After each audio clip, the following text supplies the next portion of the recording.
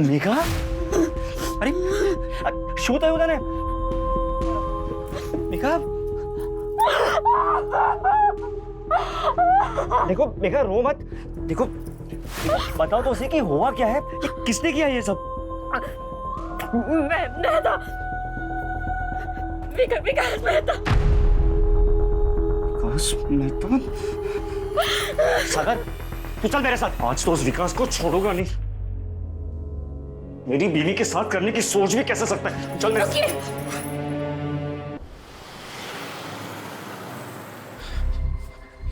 साहब का मिलेंगे बोरिया बैठ। Thank you sir. मुझे आपको एक इम्पोर्टेंट इन्फॉर्मेशन देनी है। किस सिलसिले में? सर मैं नमोनियम सिट्रेट का स्टॉकिस्ट हूँ। जी सर आज डॉक में लोड करते हुए हमें पता चला कि at least 15 kg ammonium citrate and फिलेंटिन स्टिक्स गायब है सर। व्हाट?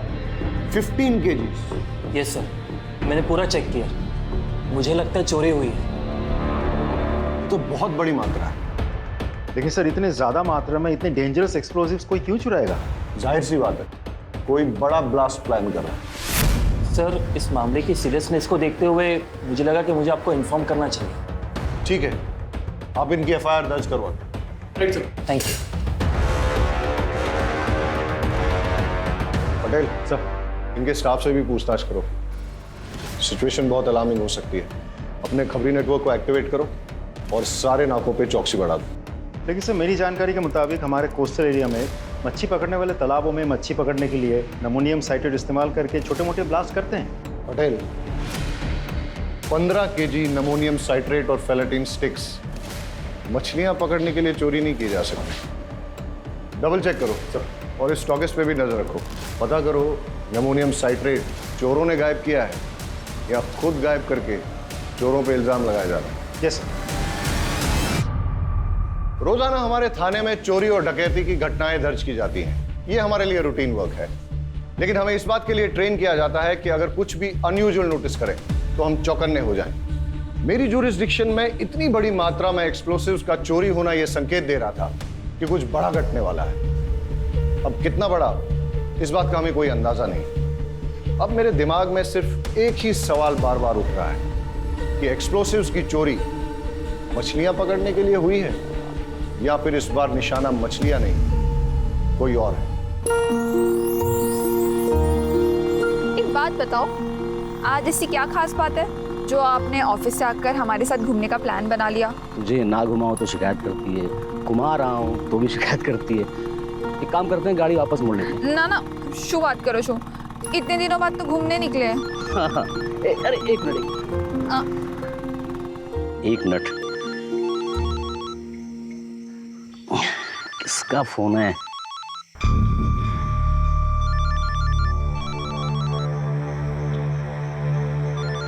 अरे शू अच्छे, कॉल तो उठा लेते। अरे वो अरे लोन वाले का फोन था। ये लोग कभी भी कॉल करते रहते हैं। हाँ सर, यहाँ पे ज़्यादा मच्छी पकड़ने के चक्कर में लोग नमोनियम साइट्रेट का धमाका करते हैं। लेकिन इतनी बड़ी मात्रा में अगर कोई विस्फोटक चुरा रहा है तो इसका इरादा क्या होगा?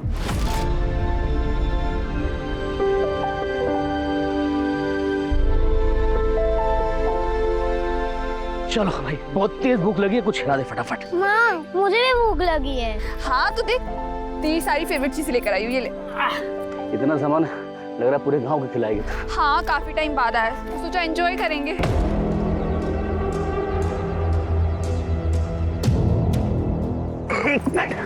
क्या जाओ छो? रुकना।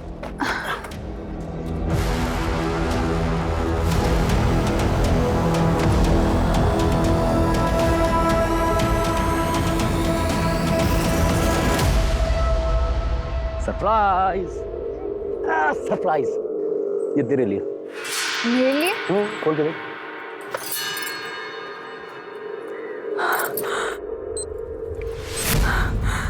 आ तो रेडियो छे। तुझे गाना सुनना पसंद है ना? Thank you. तेरे लिए।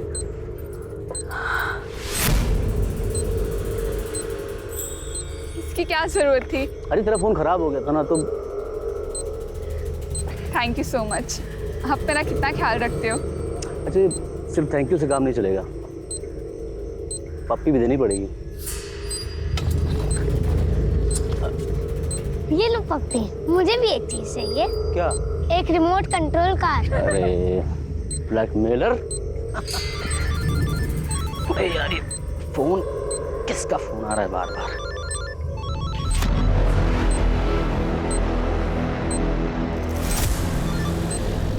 हेलो, तुझे कितनी बार बोला है जब फैमिली के साथ रहूं तो कॉल मत किया कर, समझ नहीं आता तुझे?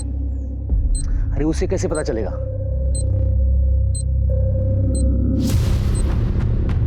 मैं तो संभाल लूंगा, लेकिन अगली बार टाइम देख के, ठीक?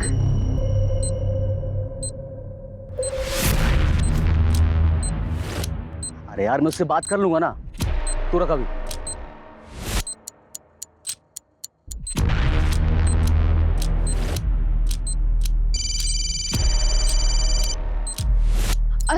सुनिए ना, किसी का कॉल आ रहा है, मुझे लग रहा है शायद सिम कार्ड वाले कॉल कर रहे हैं।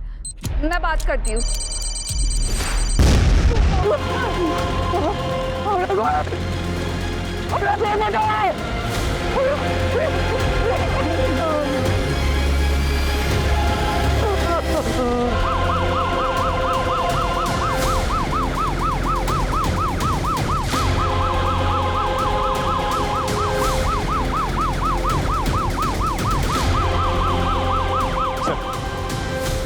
बहुत इंटेंस एक्सप्लोजन था। 2 कैजुअलिटीज हुए हैं, एक औरत और एक बच्चा मारे गए। पूरा एरिया हमने सील कर दिया। फॉरेंसिक टीम अपना काम कर रही है सर। टेररिज्म का कोई एंगल?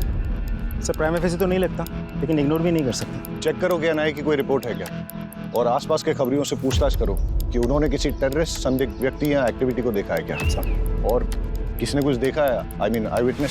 जी सर, मैं इधर से जा रहा था और देखा कि वो आदमी अपने बीवी बच्चों के साथ अच्छा खासा खेल रहा है सर। इतने में अचानक उसका फ़ोन आता है और वो बात करते हुए सर उधर जाता है।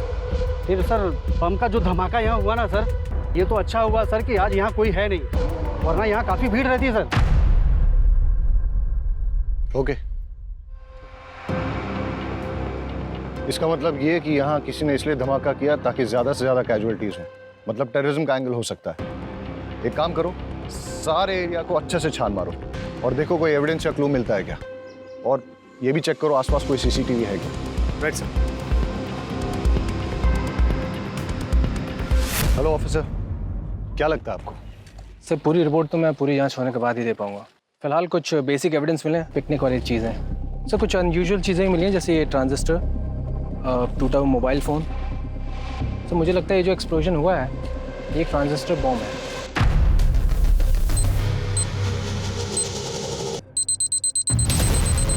और जहाँ तक एक्सप्लोजन का सवाल है, आईईडी है या फिर कोई और एक्सप्लोजन, इसके बारे में भी ठीक से कहा नहीं जा सकता।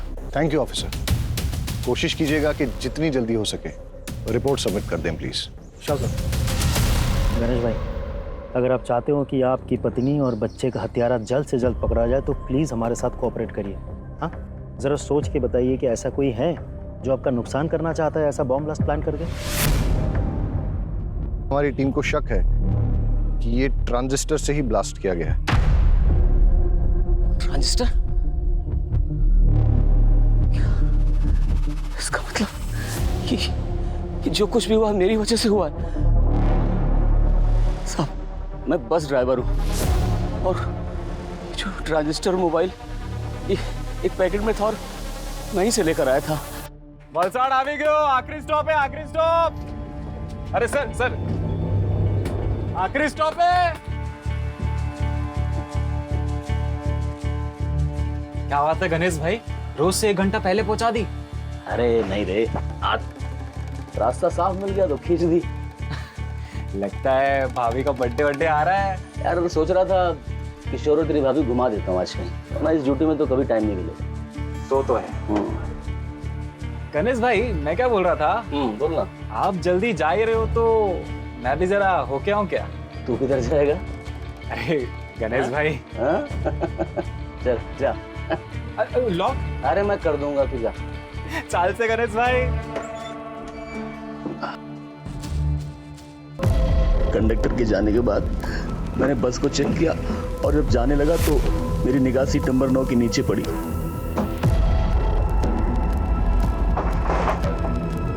वहां मैंने देखा एक थैली रखी हुई थी मैंने उठाकर चेक किया तो देखा उसमें एक ट्रांजिस्टर और साथ में मोबाइल भी था। उसे देखकर मेरे मन में लालच आ गया साहब, और मैं बीबी और बच्चे की मौत का सामान खुद अपने साथ ले आया। कितना भागा बाप और कितना नीच पति हूं मैं। जब विस्फोट हुआ उस वक्त कहाँ थे आप?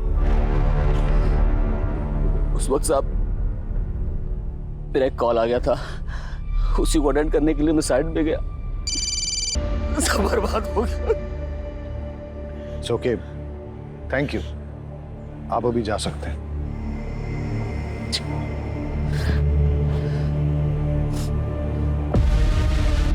सर, मुझे तो इस गणेश की कहानी पे बिल्कुल भरोसा नहीं है। एकदम सही कह रहे हैं सर, इसकी कहानी पूरी मनगढ़ंत लगती है। एक काम करते हैं सर, इसको उठा लेते हैं। Let's not jump to conclusions. ये वक्त सही नहीं है इससे ज्यादा पूछताछ करने का। अभी जाने दो इसे और अपनी फैमिली का क्रियाकर्म पूरा करने दो। लेकिन हमेशा नजर रखो इस पे और कुंडली निकालो, पता करो किसके साथ उठता बैठता है। और हाँ, पड़ोसियों और रिश्तेदारों से पूछो कि इसके फैमिली के साथ कैसे रिलेशन है। कॉल रिकॉर्ड निकालो इसके और देखो कि जब वो विस्फोट हुआ तब इसको किसका कॉल आया था, या कॉल आया भी था या नहीं। और हाँ, उस बस कंडक्टर से पूछताछ करो और ये पता करो कि वो सीट पे कौन बैठा था, किसने अपना लगेज वहां पे छोड़ दिया था या फिर जानबूझ के छोड़ा था ताकि उस आतंकवादी घटना को अंजाम दे सके।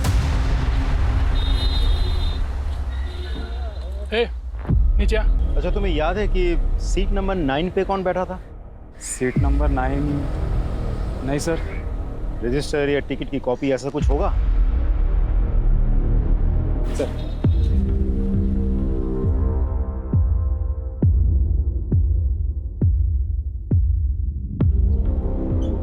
सर, सीट नंबर 9 पे कोई परेश जोशी बैठा था। जी सर, उम्र लिखी है 36 साल। सर, ये परेश जोशी उबरात से बैठा था और ये बस भी उबरात से ही निकली थी। सर, इंटरेस्टिंग बात तो ये है कि गणेश की बीवी उषा, जिसकी बॉम्ब ब्लास्ट में मौत हुई, वो भी उबरात से ही है। सर, मैंने गणेश के पड़ोसियों से बातचीत की। पड़ोस में रहने वाली एक महिला ने बड़ी अजीब बात बताई। अरे साहब, पनौती है वो तो, उसकी तो कुंडली में लिखा हुआ था कि वो जिससे भी शादी करेगा वो मर जाएगी। और उषा तो उसकी तीसरी बीवी है। पहली बीवी जो थी ना, वो तो कार एक्सीडेंट में मर गई थी, और दूसरी बीवी वो तो बेचारी हमेशा बीमार ही रहती थी, और फिर किशोर को पैदा करते समय वो मर गई। और 1-2 साल के बाद में ये उषा को बहलाया, क्योंकि चुपचाप। अरे उषा के माँ बाप ने तो किसी से पूछा ही नहीं। अगर मुझसे पूछते मैं तो मना ही कर देती। सर, एक इंपॉर्टेंट लीड मिली है। गणेश के कॉल डिटेल से पता चला है कि अंडरवर्ल्ड के लोगों के साथ उसकी रेगुलर बातचीत होती थी। और ब्लास्ट के वक्त उसे जो कॉल आया था वो कॉल कमलेश केसवानी का था, जो एक अड्डा चलाता है सर छिपे। और ये गणेश की क्या रिपोर्ट है, कहाँ है वो? सर, आ जाओ। सर, ये क्या बात हुई? मेरी पत्नी और बेटे की चिता की आग भी ठंडी नहीं हुई अभी तक, और आप लोगों ने इस तरह जबरदस्ती बुला लिया मुझे। तुम्हारे बयान ने हमें मजबूर किया है गणेश कि तुम्हें यहाँ फिर से बुलाया जाए। सर, आपको क्या लगता है कि मैंने अपनी पत्नी और बेटे को खुद बम से उड़ा दिया? कमलेश केसवानी, कैसे जानते हो उसे? तुम्हें क्या लगा तुम हमें बताओगे नहीं तो हमें पता ही नहीं चलेगा कि तुम्हें इंपॉर्टेंट कॉल किसका है, जिसे अटेंड करने के लिए तुम घटनास्थल से दूर चले गए थे? कमलेश केसवानी ने फोन पे तुमसे क्या कहा और तुम्हारा लेन देन क्या है उसके साथ? सर, जुआ खेलने की लत है मुझे। शुरू में तो बहुत जीता मैं, लेकिन पता नहीं इधर 5-6 महीने से किस्मत ही खराब है कि मैं बहुत पैसा हार गया। अब जितने भी देनदार थे सब ने मुझसे पैसे मांगने शुरू कर दिए। मेरे पास पैसे कहाँ थे जो मैं देता?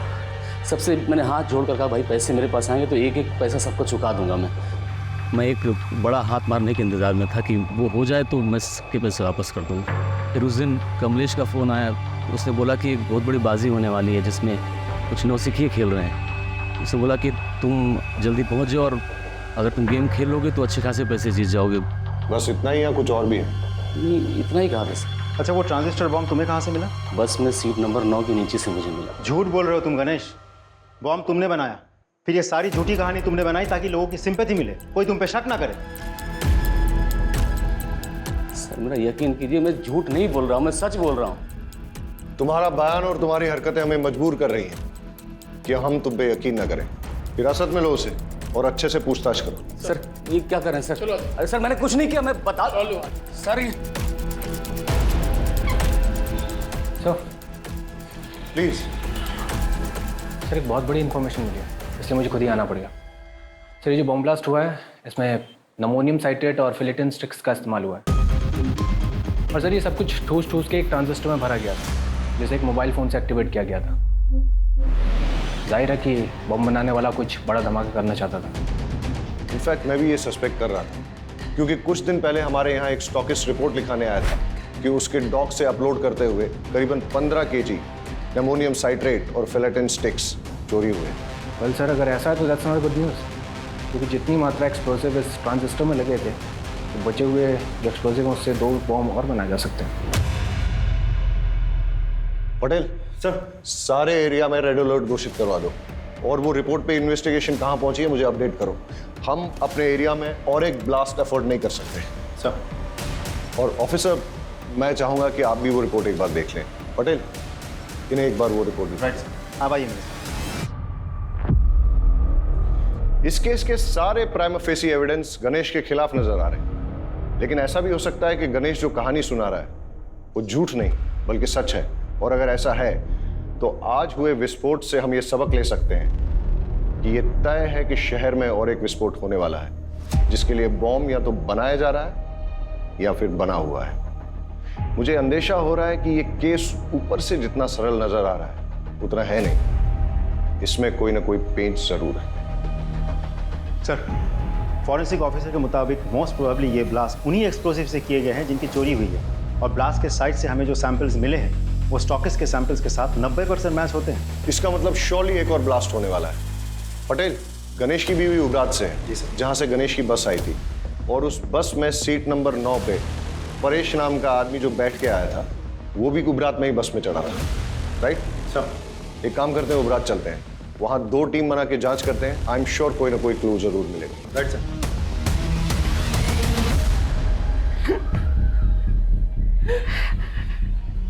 देखिए, हमें आपकी बेटी की मौत का बेहद अफसोस है, लेकिन क्या करें, कातिल को पकड़ना भी तो ज़रूरी है। उसके लिए हमें ये जानना बहुत ज़रूरी है कि ऐसा कोई इंसान है जो आपकी बेटी को मार सकता है, जैसे कि आपका दामाद गणेश। नहीं साहब, गणेश पे शक करने की कोई वजह नहीं हमारे पास।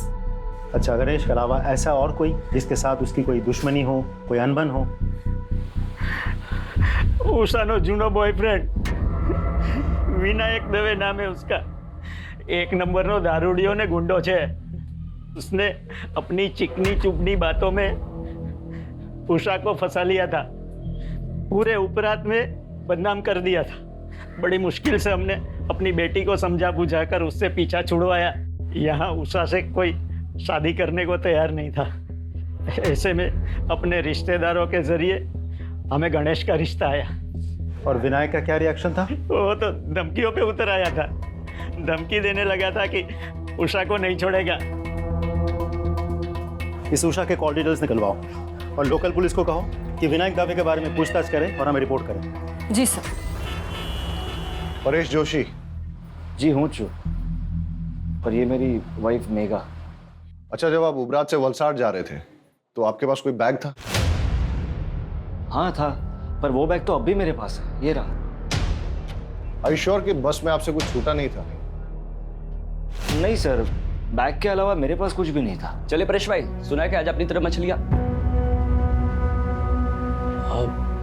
पुलिस? परेश भाई શું થયું? सब ठीक है ने? भाभी? सर ये मेरा दोस्त है सागर कोहली। ठीक है, अभी तो हम चलते हैं, लेकिन अगर आपको इस बीच कुछ भी याद आता है तो हमें बताइएगा जरूर। जी सर, पक्का।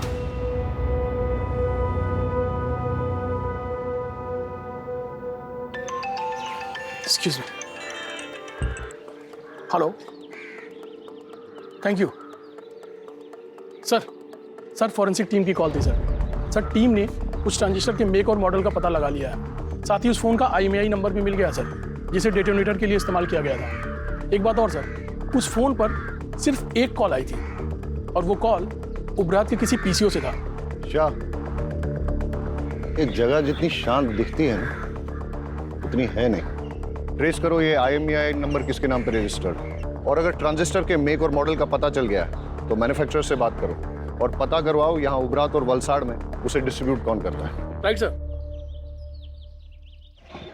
सर, उषा के माँ बाप से मेरी बात हुई। उषा के पेरेंट्स ने उषा की शादी उसके पुराने प्रेमी विनायक दवे से नहीं, गणेश से करवाई थी। ये विनायक के बारे में कुछ पता किया? सर, गुंडा और शराबी है और वो लगातार उषा को शादी के बाद से धमकी दे रहा था कि अगर वो वापस लौट के उसके पास ना आए तो वो सिर्फ अपने आप को ही नहीं, उषा को, उषा के हस्बैंड को और बच्चे को, सबको मार देगा। ये मैसेज अभी भी उषा के फ़ोन में है। तो विनायक कहाँ है अभी? उठा लिया सर। गणेश की बस में ट्रांजिस्टर बॉम्ब तूने प्लांट किया ना? मैं बस उसको मारकर चाहता था कि उषा मेरी जिंदगी में आ जाए सर, लेकिन बम मैंने नहीं लगाया सर। तूने उषा को धमकी नहीं दी थी कि अगर वो लौट के तेरे पास ना आए तो तू उषा को, उषा के हस्बैंड को, उसके बच्चे को, सबको मार डालेगा? सर, मैंने धमकाया था सर, मैं उसे नहीं भूल पा रहा था सर, लेकिन विस्फोटक में मेरा कोई हाथ नहीं है सर। सच में सर। देखते हैं तेरी बात में कितनी सच्चाई है। फिलहाल तो इस विनायक को छोड़ देते हैं, लेकिन नजर रखो इस पे और पता करो कि जिस दिन ब्लास्ट हुआ उस दिन ये कहाँ था। इस मेक और मॉडल का ट्रांजिस्टर आपके दुकान से बेचा गया था? हाँ साहब, मैंने बेचा था। किसे बेचा था? वो तो साहब मुझे याद नहीं है। क्यों? बिल बुक में होगा ना। साहब क्या छोटी सी दुकान है, वो कैश में बेचा था ताकि इनकम टैक्स में थोड़ी छूट मिल जाए। पता है ना ये गैर कानूनी है। हाँ, उस ट्रांजिस्टर का इस्तेमाल बॉम्ब ब्लास्ट में किया गया है। साहब मुझे पता नहीं, मैं तो गरीब आदमी हूँ, मुझे माफ कर दो। अच्छा, जिसे वो ट्रांजिस्टर बेचा था उसकी शक्ल याद है? कहीं ये तो नहीं था वो आदमी? नहीं साहब, वो तो एक औरत थी। औरत थी? जी साहब, बल्कि साहब वो तो आज एक और ट्रांजिस्टर लेके गई है। मैंने उसको पूछा मैडम क्या बात है एक के बाद एक, तो बोली कि उसके जिस दोस्त का बर्थडे था उसको मना नहीं पाई, तो बोली कि परसों किसी उसके दूसरे दोस्त का बर्थडे है, बोली इस बार अच्छे से धूम धड़ाका करूँगी। दुकान में सीसीटीवी भी नहीं लगा है? नहीं साहब, छोटी सी तो दुकान है। आगे से बिल बुक मेंटेन कीजिएगा। जी साहब। लोकल पुलिस से कहो कि इस दुकान पे और इस दुकान के मालिक पे नजर रखें। सर, अच्छा इस IMEI नंबर का मोबाइल तुम्हारी दुकान से बेचा गया था? एक मिनट सर, चेक करके बताता हूँ।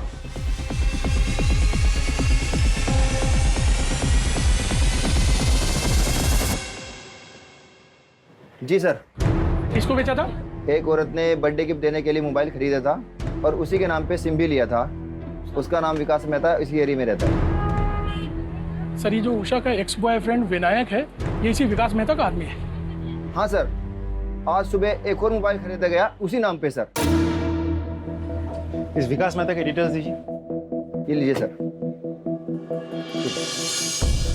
सर, जिस तरह की औरत का ब्यौरा उन दुकानदारों ने दिया है, ऐसे में तो कोई हो सकता है। मेरा मतलब गणेश या विनायक। मतलब तुम ये कहना चाहते हो कि जो दो लोग वहाँ आए थे उनमें से कोई एक औरत बन के आई थी और उसी ने मोबाइल और ट्रांजिस्टर खरीदे? हाँ सर। ये मेहता का घर यहाँ से और कितना दूर है जिसके नाम पे मोबाइल खरीदा गया था? सर, ऑलमोस्ट पहुँच गए।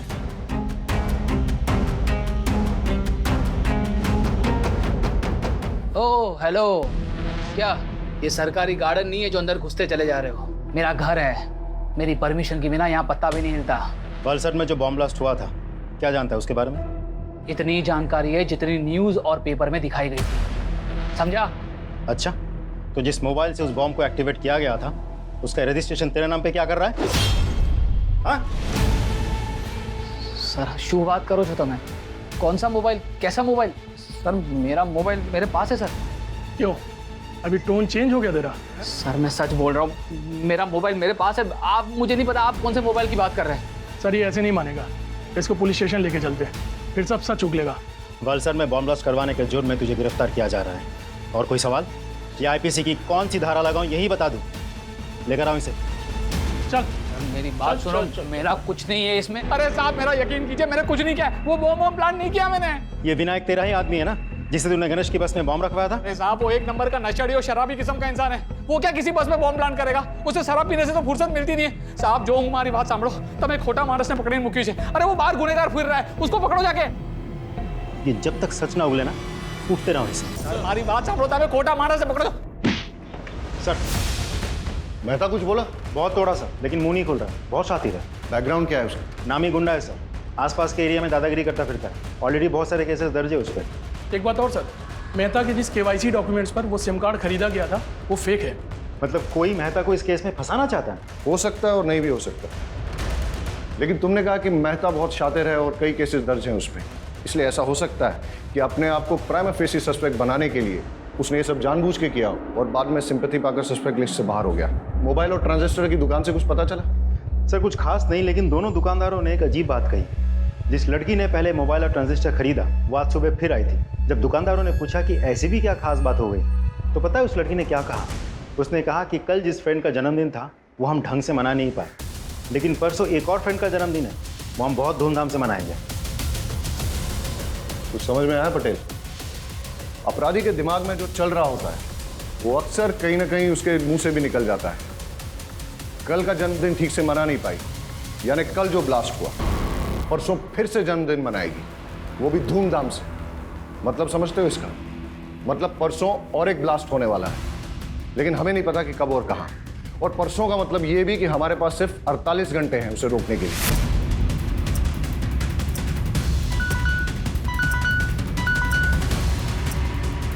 यस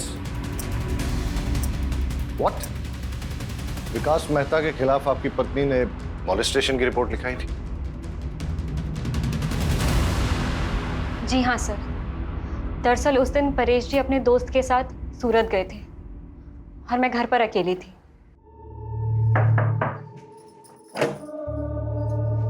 जय श्री कृष्ण। जय श्री कृष्ण। परेश भाई છે? वो तो सूरत गए हैं सागर के साथ। હા કઈ વાંધો નહીં, હું પછી આવી જઈશ। अब एक गिलास पानी मिलेगा? जी जी आप बैठिए ना, मैं लेके आती हूँ।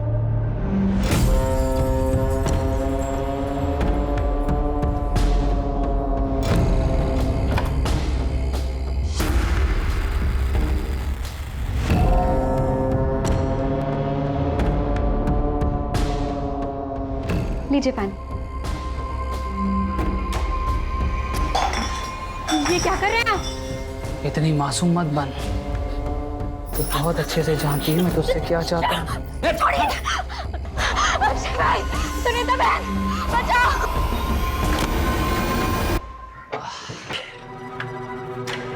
मेघा, मेघा, अरे શું થયું તને? मेघा, देखो मेघा रो मत। देखो बताओ तो उसे कि हुआ क्या है, कि किसने किया ये सब? मेहता, विकास मेहता। विकास मेहता? सागर तू चल मेरे साथ। आज तो उस विकास को छोड़ूंगा नहीं। मेरी बीवी के साथ करने की सोच भी कैसे सकता है? चल मेरे साथ। उससे कुछ नहीं होगा। अरे पर उसने तेरे साथ जो किया उसका क्या? उसकी कोई जरूरत नहीं है, आप यहीं रहिए। समझिए, हमें ना उसके खिलाफ पुलिस में रिपोर्ट लिखवानी चाहिए। पुलिस ही उसकी गुंडागर्दी को रोक सकती है। आप चाहिए।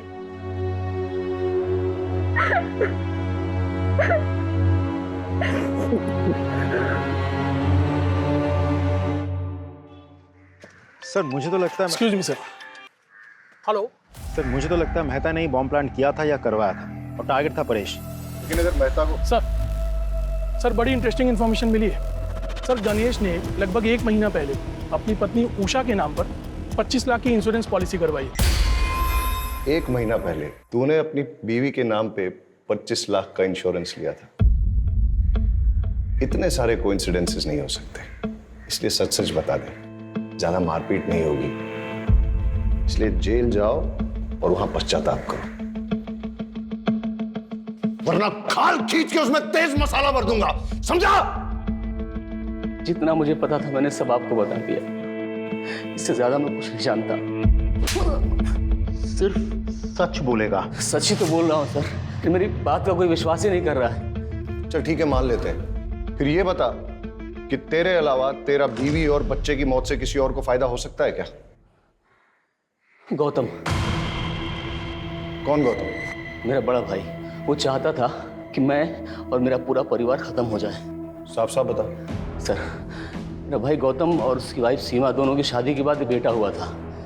उस वक्त मैं कॉलेज में पढ़ रहा था। एक दिन मैं अपने भतीजे को, मतलब उनके बेटे को, बाइक पे बिठा के घुमाने ले गया और एक्सीडेंट हो गया जिसमें वो मर गया। ये सब मेरी शादी के पहले हुआ था सर। मैंने उन दोनों से बहुत माफ़ी मांगी, लेकिन उन्होंने मुझे माफ़ नहीं किया। ज़िंदगी भर का बैर पाल लिया। अभी 4-5 महीने पहले की बात है सर। माँ की तबीयत बहुत ख़राब थी तो पिताजी ने हम सबको बुलाया था। ये सरासर अन्याय है पिताजी। आप सब कुछ इसके बेटे के नाम कैसे कर सकते हैं? कोई अन्याय नहीं कर रहे हम। हमें जो लगा वो ठीक समझा वो हमने किया। और वैसे भी इसका बेटा जो है वो इस घर का चिराग है।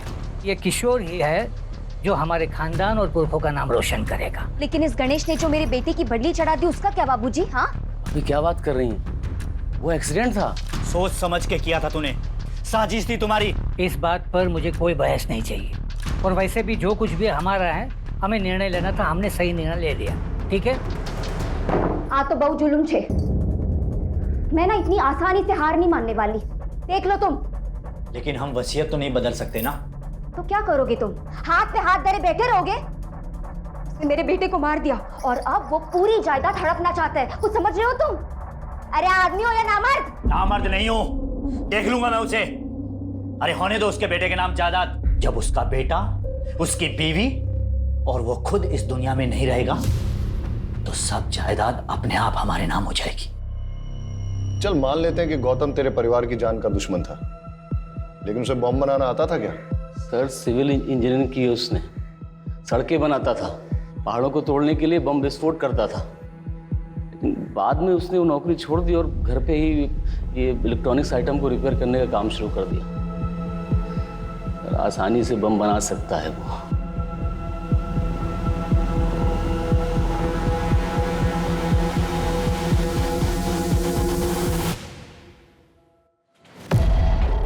गौतम भगत जी, तुम्हारे भाई की बीवी और बच्चे की मौत हो गई बॉम्ब ब्लास्ट में, तुम एक बार देखने तक नहीं गए? अगर आप मुझे ढूंढते हुए यहाँ तक आए हैं तो साफ जाहिर है आपको पता है मैं क्यों नहीं गया। जब आप रट्टा मार के बैठे हो गया? पढ़ा लिखा हूँ, इंजीनियरिंग की है मैंने। घटना वाला दिन तुम थे कहाँ? मैं अपनी बीवी और बेटी के साथ अपनी साली के घर गया था, राजपीपला। बस से गए थे? टिकट तो होगी? कोई सर्टिफिकेट है जो संभाल के रखा जाए? तुम्हारी बेगुनाही का सर्टिफिकेट हो सकता था। मुझे अपनी बेगुनाही साबित करने में कोई दिलचस्पी नहीं है। आप काफ़ी दूर से आए हैं, कुछ लेंगे? ठंडा पानी कुछ? आज तो कुछ नहीं लूंगा, लेकिन जिस दिन तुम्हारे खिलाफ सबूत हाथ लग गया ना, उस दिन तुम्हें लेने जरूर आ जाऊंगा। चले आइएगा, तब तक मैं अपना बचा हुआ काम कर लेता हूँ। क्या है कि मुझे परसों तक एक बहुत बड़ी डिलीवरी देनी है।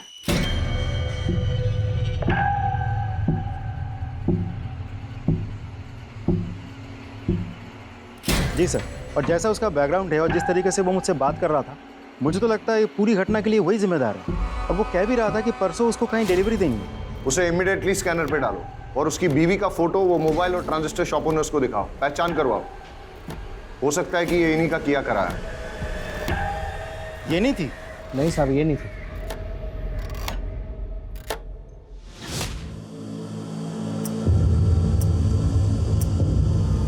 Yes sir. सर मैंने पूरे डिस्ट्रिक्ट में हाई अलर्ट घोषित करवा दिया है। Okay sir. हेडक्वार्टर से बात हो रही थी, सिचुएशन बहुत टेंस है, लेकिन जब तक हमें कोई क्लू नहीं मिल जाता तब तक हम पिन पॉइंट करके किसी एरिया की सिक्योरिटी नहीं बढ़ा सकते। ब्लास्ट कहीं भी हो सकता है। सर अजीब सिचुएशन है, एक भी क्लू नहीं मिल रहा है। सर मैंने बस में ट्रेवल कर रहे सभी यात्रियों से पर्सनली बात की। ज़्यादातर लोगों को कुछ पता नहीं है सर, लेकिन एक पैसेंजर जो कि घटना के तुरंत बाद अहमदाबाद चला गया था, उससे अभी बात हुई। अच्छा, उस दिन जो 9 नंबर सीट पर जो पैसेंजर बैठा था उसके बारे में कुछ याद है? सर 9 नंबर सीट वाला पैसेंजर ना रात में उतर गया था जब ड्राइवर ने चाय पीने के लिए गाड़ी रोकी थी। उस वक्त कंडक्टर और सारे पैसेंजर सो रहे थे, मैंने खुद देखा था। उस रात तुम बस से क्यों उतर गए थे परेश? ऐसी भी क्या इमरजेंसी थी? सर दरअसल मेरे फ्रेंड के पिताजी को हार्ट अटैक आया था और उसकी मदद करने के लिए कोई भी नहीं था। अब ऐसे आड़े वक्त पर उसके पास जाना मैंने ज़रूरी समझा। अच्छा, वैसे तुम जा कहाँ रहे थे? वलसाड़? जी नहीं, मैं वापस जा रहा था मेरे ससुराल। वजह जान सकता हूँ? सर दरअसल वो विकास मेहता ने मुझे धमकी दी थी। मेरी पत्नी के रिपोर्ट पर उसे जेल हुई थी, पर उसने अपनी पहचान लगाई और उसे बेल मिल गई थी। उसके बाद उसने मुझे अपने घर बुलाया और धमकाया। क्या हुआ? ये यहाँ पर क्यों लाया? मैंने क्या किया है? तेरी बीवी को बोल अपना केस वापस ले। वरना तेरी बीवी का तो कुछ नहीं कर पाऊंगा, लेकिन बेटा तेरे छोटे छोटे टुकड़े करके समुंदर की मछलियों को खिला दूंगा। अच्छा तुम्हें क्या लगता है ये सब कुछ विकास मेहता का किया धरा है? सर वो इतना घटिया आदमी है ना, वो कुछ भी कर सकता है और मुझे पूरा विश्वास है मुझे मारने के लिए वो बॉम्ब उसी ने प्लान किया होगा।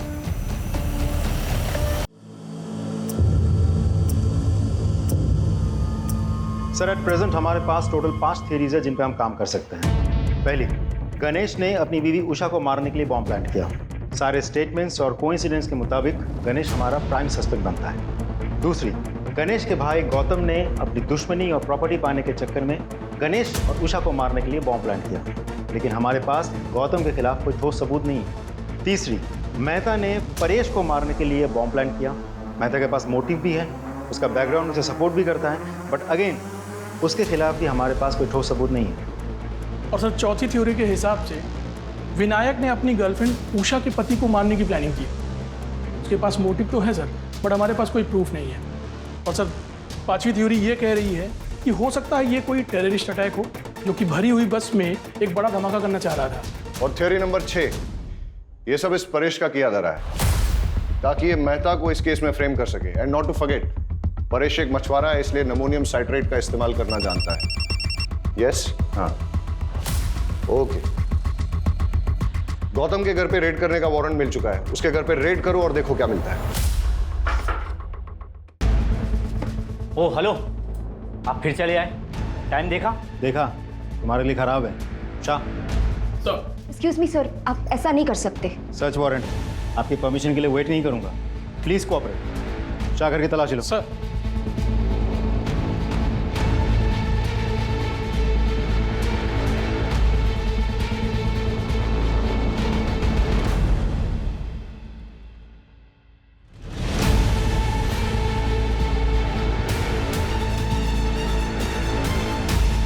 क्या है ये? Ammonium citrate. ये तुम्हारे घर में कैसे? एक छोटे से एक्सपेरिमेंट के लिए था। छोटा सा एक्सपेरिमेंट तुम्हारे लिए भारी ना पड़ जाए। ले आओ। अरे सर नहीं, क्या अरे क्या कर रहे हो आप? सर अरे सर, गौतम को बहुत तोड़ा, लेकिन वो मानने को तैयार ही नहीं है कि ये बॉम्ब उसने बनाया था या ब्लास्ट उसने करवाया था। सर उसकी वाइफ को भी आज सुबह लोकल पुलिस ने अरेस्ट कर लिया, लेकिन उसने सिर्फ एक ही रट लगा रखी है कि वो दोनों बेगुनाह हैं।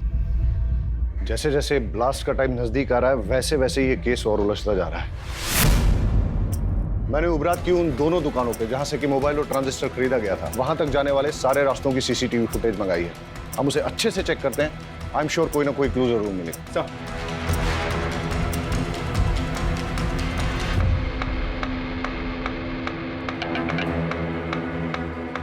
हमें सारे एविडेंस बारीकी से चेक करने चाहिए।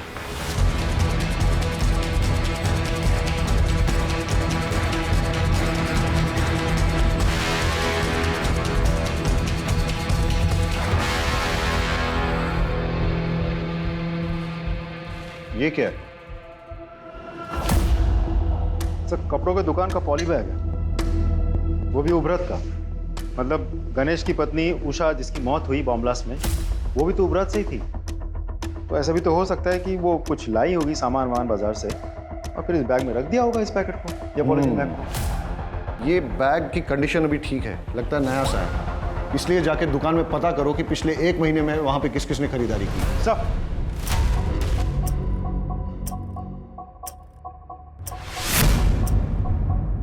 अच्छा, सामान बेचने के बाद आप लोग बिल बुक तो मेंटेन करते होंगे? जी सर।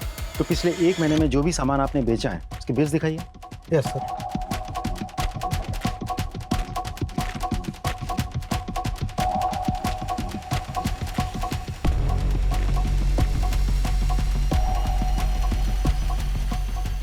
इस डेट की फुटेज मिलेगी? लीजिए सर।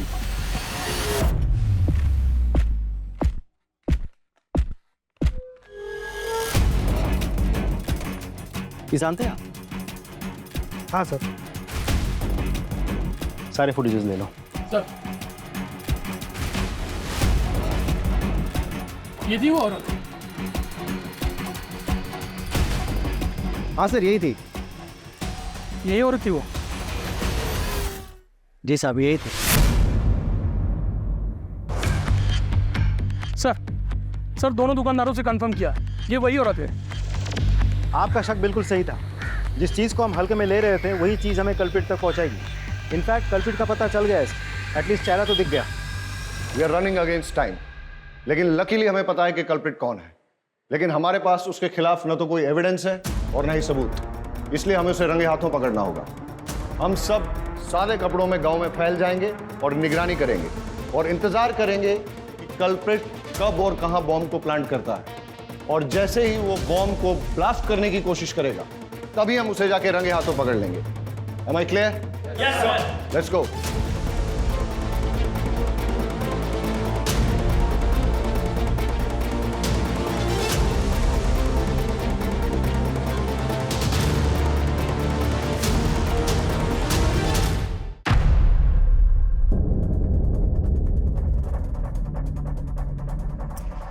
सर।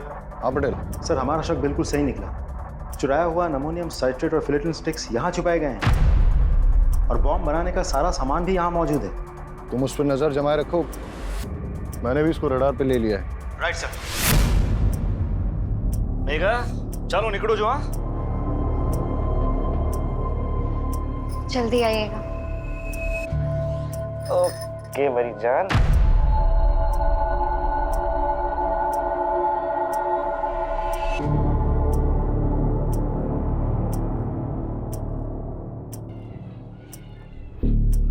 हाँ मैं उसका पीछा कर रहा हूँ, तुम उस पर नजर रखना। सर, किसी को फोन लगा रहा है, नंबर डायल कर रहा है।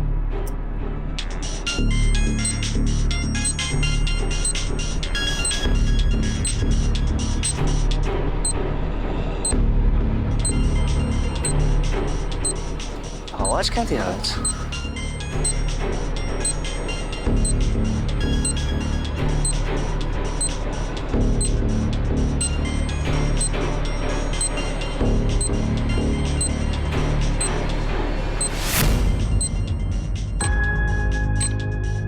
ये मैडम को भी नए नए आइडिया थे रोमांस के लिए।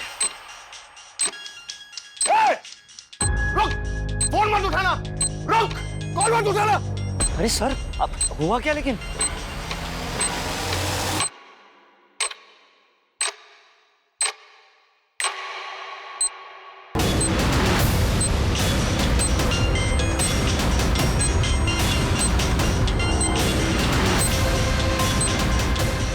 सर, ये है क्या?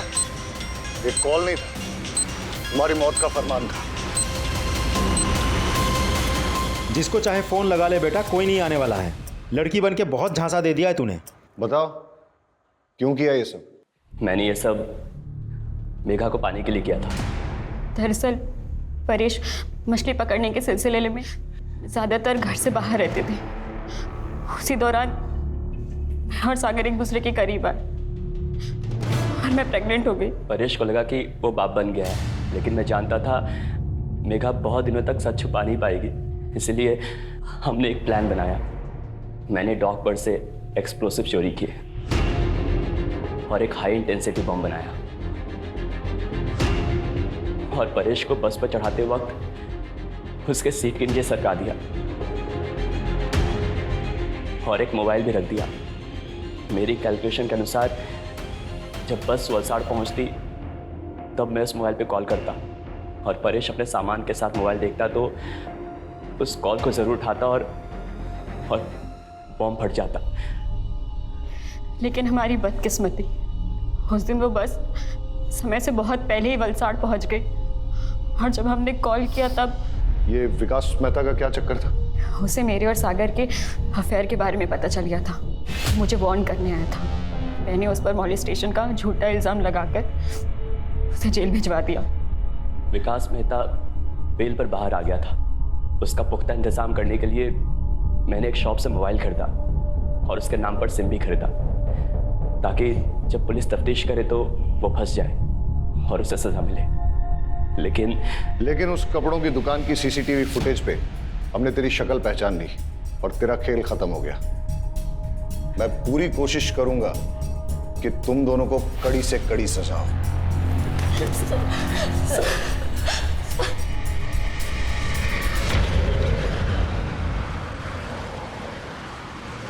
अजीब ड्यूटी है हमारी, हर किसी पर शक करना पड़ता है, लेकिन हमारे प्रोफेशन में शक न करना एक गुनाह है। लेकिन जब एक गणेश जैसे मासूम पर शक करना पड़ता है और उसे कड़े तरीके से पूछताछ करनी पड़ती है और आखिरकार जब सच सामने आता है, बड़ा दुख होता है।